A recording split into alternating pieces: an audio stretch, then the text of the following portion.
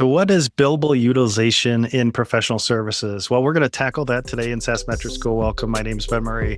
So over the last couple of days, we've talked about my top 4 PS metrics. Today, we're talking metric 3 of 4. First, we covered Services Backlog. Then we covered Services Backlog in month.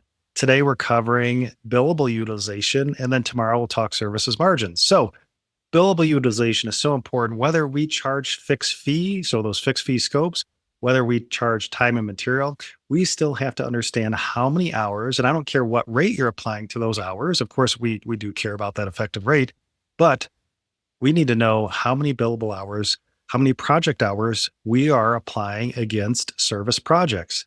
And billable utilization comes into play with those implementation consultants, those staff who work on services projects.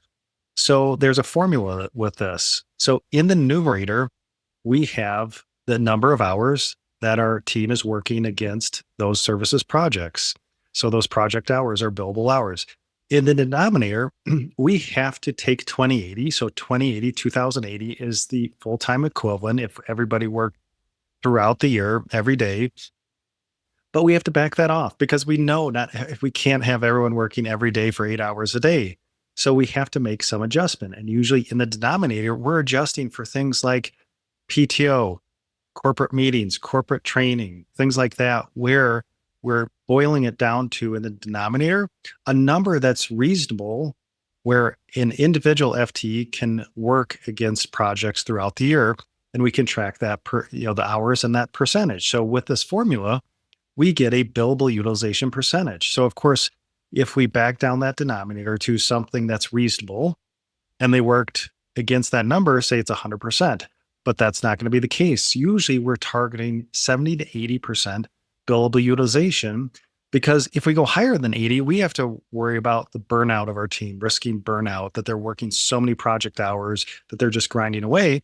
But if they're below 70, either we don't have enough services work or there's something wrong where they're not working enough hours if there's plenty of backlog to pull through into revenue.